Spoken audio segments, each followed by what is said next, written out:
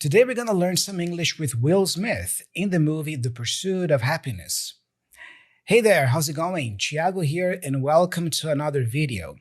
This is a new series of videos I'm starting here on the channel, and I'm going to call this series The Media Corner. The Media Corner. So in these videos here, the idea is for me to always bring a piece of media to teach you English with. I love, as you guys know, I love movies, I love TV series, music, books. So my idea with this new series I'm starting now, The Media Corner, is for us to work with English, learn some English while using real pieces of media. All right. So I'm going to be posting these videos on Sundays. I can't promise you that I'll be able to post every single Sunday, but I'll do my best to post these videos of the Media Corner as often as possible on Sundays. Okay. Because aside from the weekly episode of the podcast, personally, I also miss talking about movies and series and music. So the Media Corner is going to be this new series of videos only available here on YouTube. It's not going to be available on Spotify. On Spotify, you only listen to the podcast weekly. But if you also want to watch these new videos about movies and series and reaction videos, you got to tune in on YouTube. All right. So like I said, today we're going to be talking about Will Smith and The Pursuit of Happiness. Before we start, though, I want to remind you that there's a Black Friday deal going on here on the channel this month, and I am offering my pronunciation course at the lowest price possible. And you have until today, December 1st, at 11:59 to buy the pronunciation course with this incredible discount. Tomorrow, the price will go back to the usual price I've been selling the course for this year. And next year, in January 2025, the price will raise even more. Okay, so don't miss this opportunity. The course doesn't expire. This course will teach you the main sounds of the English language, the main connected speech patterns native speakers use in movies like we are about to watch soon, so you can better understand native speakers speaking fast in media. So it's an awesome course, guys, and it's available now really, really cheap. So remember, you have until tonight, December 1st, 11:59, to take advantage of this Black Friday deal. Link in the description of the video and also in the pinned comment. All right. So talking about Will Smith a little bit and The Pursuit of Happiness, right? Guys, I love this movie so much. I loved it when it came out. And I think I must have seen it hundreds of times already, dozens of times at least, because it's so good. It's based on the story of Chris Gardner. Yeah, a guy who apparently had to raise his son without much money. But then, he became a stockbroker and then he became really successful later in life. So Will Smith plays Chris Gardner in this movie. Will's performance in this movie is incredible. It's such a compelling, emotional movie. And Will's performance here is just amazing. So talking about Will Smith, I always loved his work.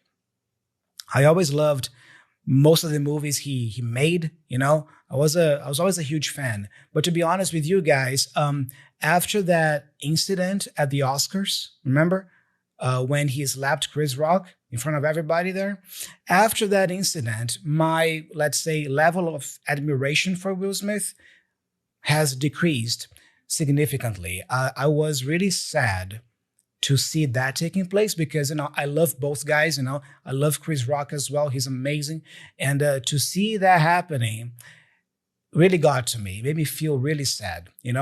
I want to believe that it was just a temporary lapse of judgment that Will Smith had that day. It was just a one-time momentary, I don't know, something there that happened to him. Yeah, I want to believe that he's not that type of person. But unfortunately, that did happen. And, my level of admiration for him has decreased since then. But having said all that, guys, it's undeniable that Will Smith is an amazing actor, super talented guy, and he has made some incredible movies. And we are about to watch a little bit of one of these movies today, The Pursuit of Happiness. This is the interview clip.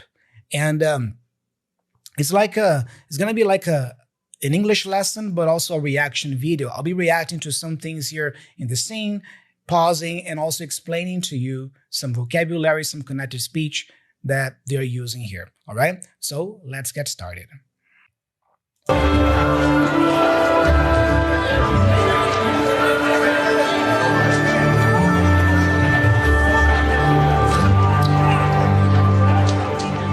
Chris Gardner. Chris Gardner. How are you? Good morning. Chris Gardner. Chris Gardner. Good to see you again.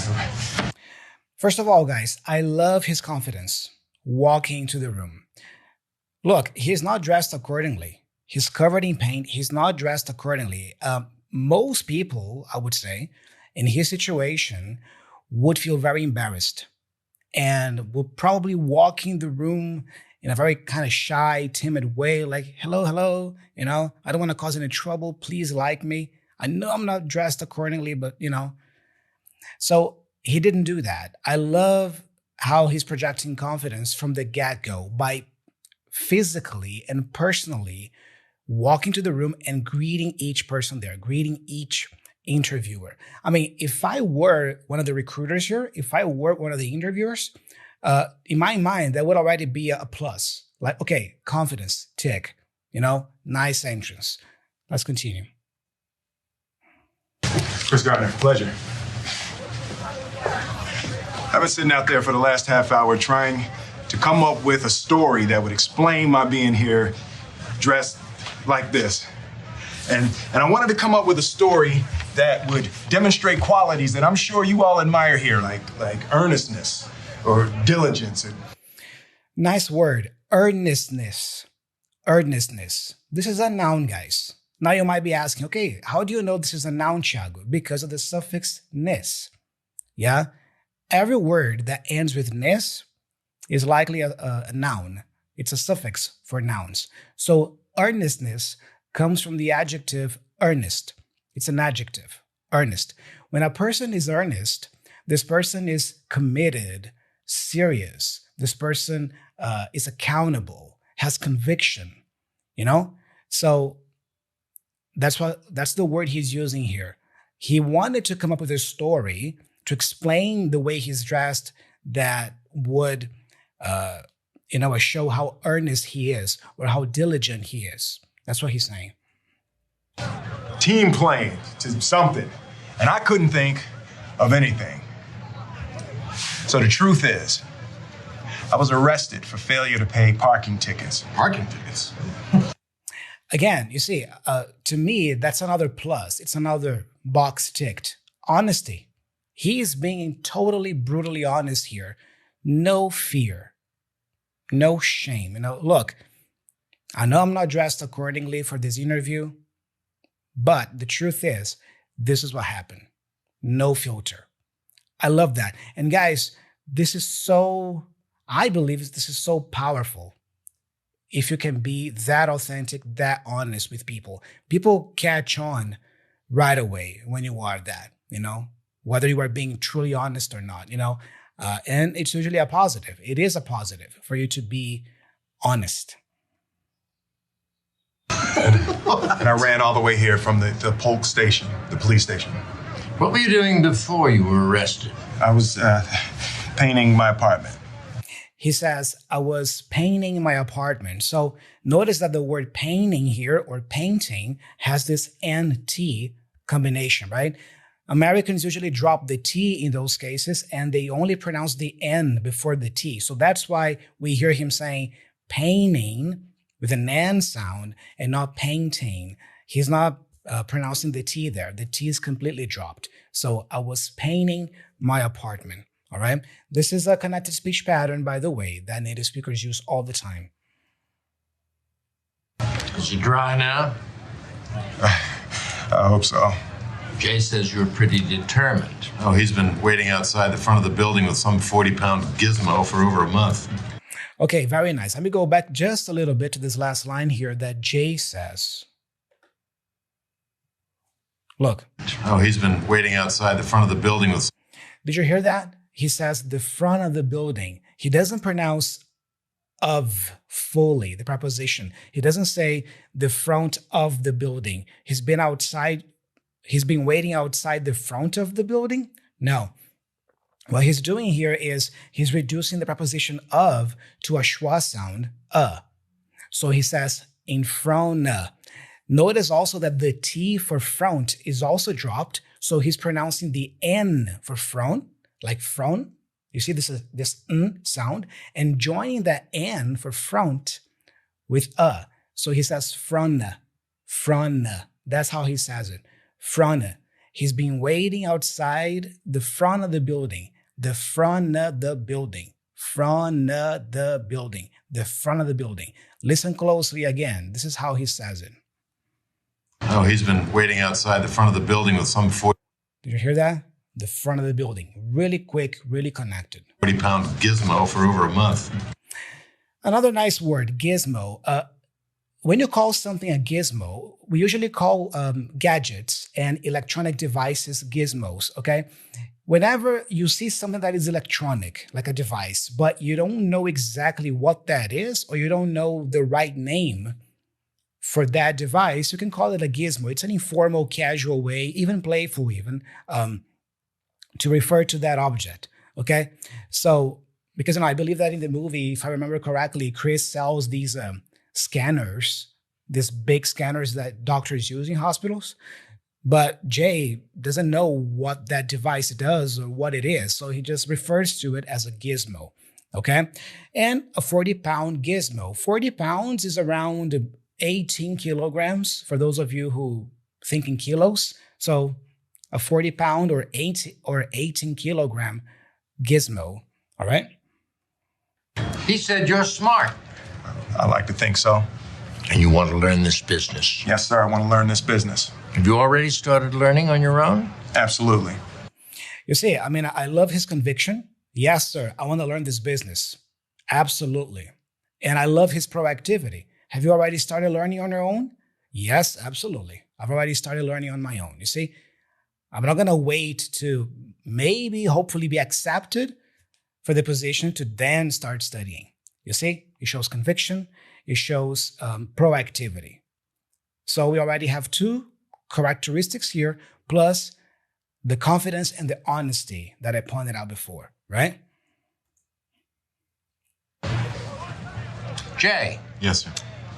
how many times have you seen Chris? I don't know. One too many, apparently. One too many is a very nice phrase, guys, very nice expression. When you say one too many of something, it's a lot of something, but more than you want, more than ideal. We usually use it for drinks, for example. I can say, oh man, I went to a party last night and I think I had one too many, or I had one too many drinks. Like I drank more than I should have. Jay here, because the question is, how many times have you seen Chris? And then Jay jokes, saying one too many, apparently. He's being a little bit sarcastic here. He's joking, okay? With the fact that Chris has always been around the building there and meeting Jay and asking Jay for this opportunity, Has he ever dressed like this? No. Jacket and tie. First in your class?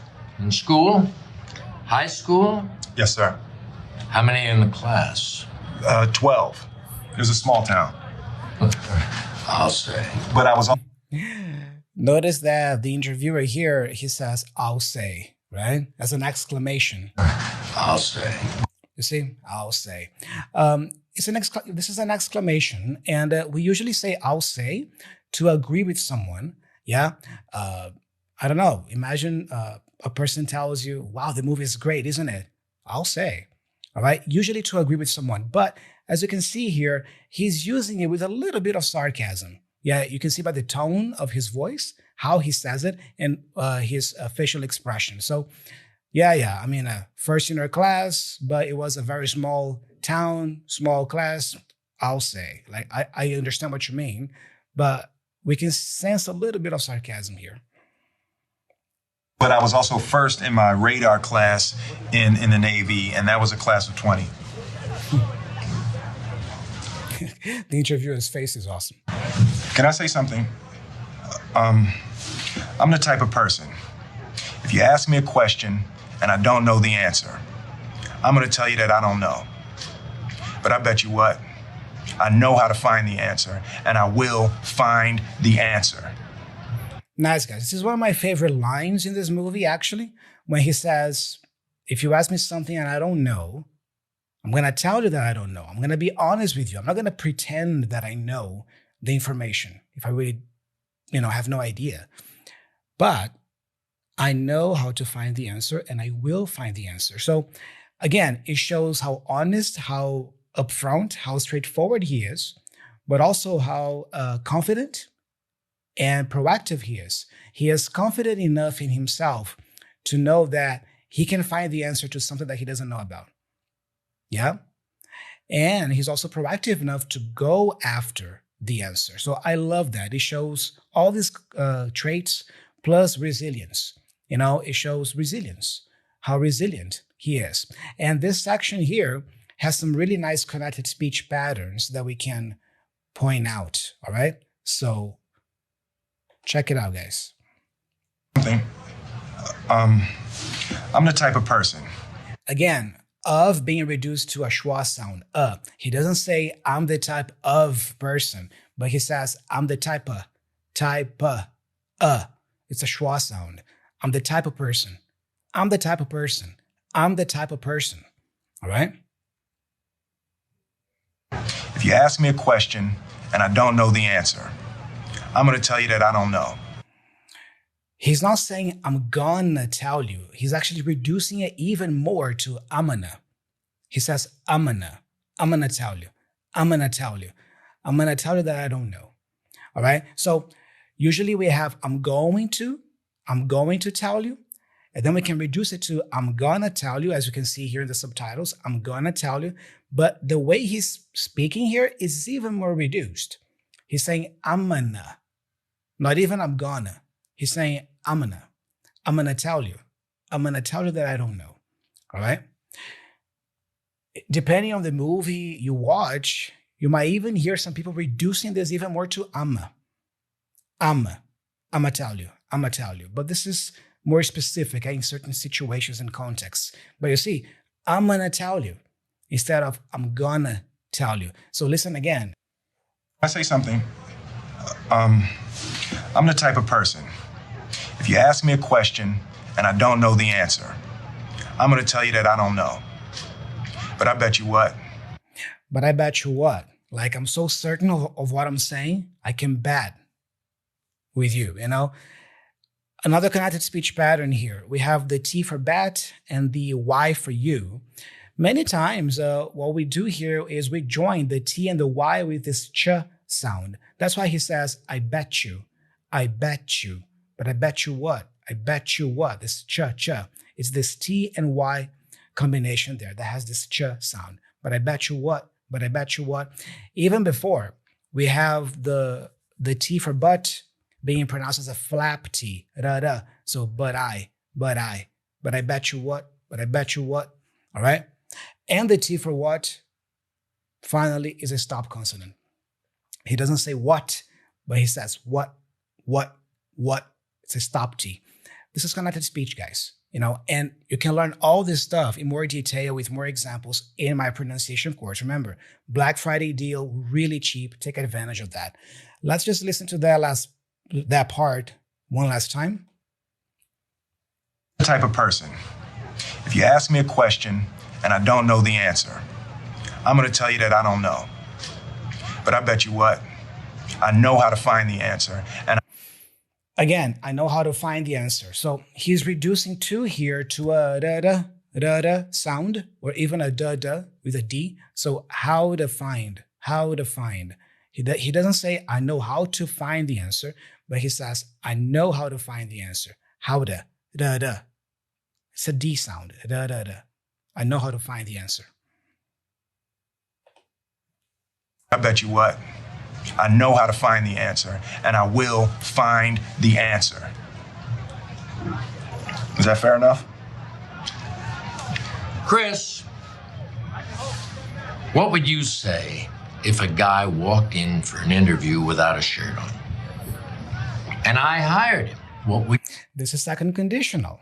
What would you say if a guy walked in an interview and I hired him? This is second conditional. All right? It's would plus past simple. What would you say? That's the would part.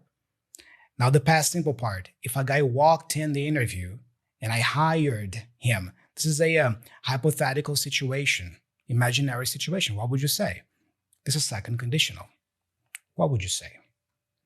you say?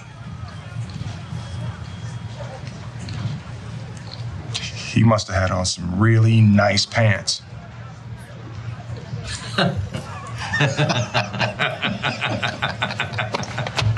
Really cool. Yeah. So the question was that, right? What would you say if a guy walked in the room without a shirt on and I hired him? I gave him the position. I gave him the job. What would you say?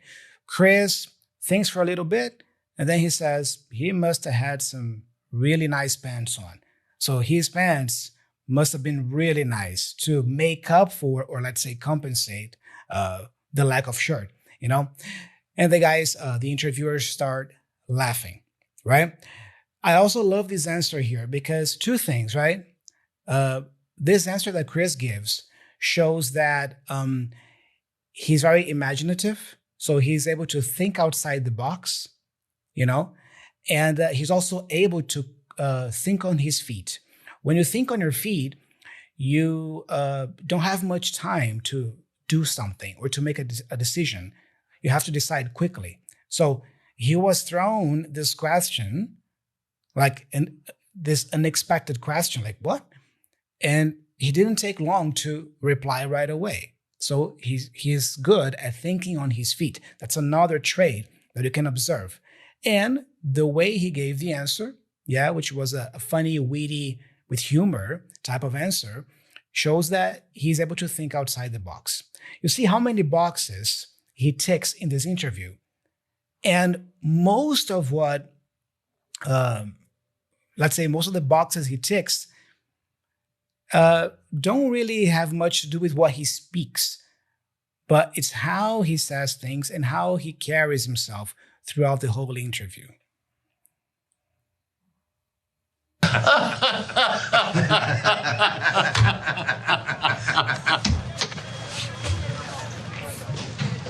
Chris, I don't know how you did it dressed as a garbage man, but you really pulled it off in there. Thank you very much.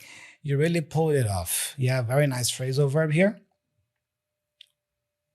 So look. You did it dressed as a garbage man, but you really pulled it off. So Jay is saying, I don't know how you pulled it, how you did it, but you pulled it off. When a person pulls something off, the person is able to accomplish that thing, to do that thing. And that thing is usually something difficult or challenging to do. So if you are able to pull something off, in this context here, you are able to achieve something challenging. Because again, all the odds were kind of against him. Yeah, he wasn't dressed properly. He was covered in paint. And he still got the job. He still got the position. It's an internship program, by the way, that he's applying for here. So he pulled it off. He was able to achieve this, even though it was really challenging. All right? In there. Thank you very much, Mr. Twistle. Hey, now you can call me Jay. All right, we'll talk to you soon. All right, so I'll let you know, Jay. You'll let me know, Jay. What do you mean? Yeah, I'll give you a call tomorrow sometime. And What are you talking about? You hounded me for this. You stood. You see, you hounded me for this. Take a look. What are you talking about? You want to give up now? Jay is asking, right? You hounded me for this. This means that Will or Chris Gardner here was constantly, let's say, putting pressure on Jay. Every time Jay would walk in the building or arrive at the building, there was Chris talking to him like, hey, I'm here, you know, I want to learn this business. I want to take part in this internship program, you know, always there. So when you hound someone like that, it's like you're always around the person, always asking for something, you know, in an annoying way, actually, you know, like, come on, I get it. This is what you want. So you hounded me for this. You know, the word hound is also a dog, right? We have the hound dog. The hound dog is a dog that is very good at tracking things with the smell, you know? So you can picture that as well. Yeah, it's almost like Will or Chris was hounding, Jay all the time, like always around him, like a dog, like, hey, I want this opportunity. I want this opportunity. That's what Jay is saying. You hounded me for this. You hounded me for this. You stood here. Listen, there's no salary. No. No salary because it's an internship program to see if he will get the job after 6 months. I was not aware of that. My circumstances have changed some, and I need to be certain that I'll be able to sustain. Okay. Tonight, I swear, I will fill your spot. I promise. You know what I'll look like if you back out? You know what I'll look like to the partners? Yes, and Nice phrasal verb here too, guys. If you back out, you see, if you back out now, you know what I'll look like to the partners of the firm? When you back out, you give up. So in this case here, if Chris backs out, he gives up the position. Yeah, he doesn't want to take part in the program anymore. He gives up. You know what I'll look like if you back out? You know what I'll look like to the partners? yes, an ass. Yeah, an ass all the way.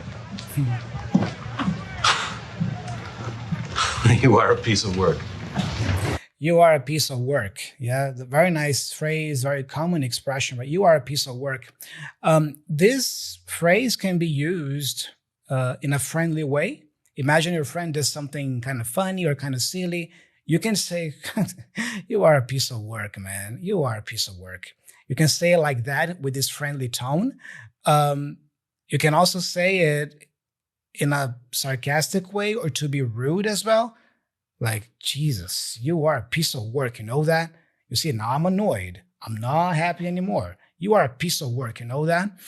So here, Jay is kind of in the middle. He is being friendly still with Chris, but we can sense here, we can feel that he's a little bit disappointed with Chris's decision or hesitation, let's say, in accepting the offer.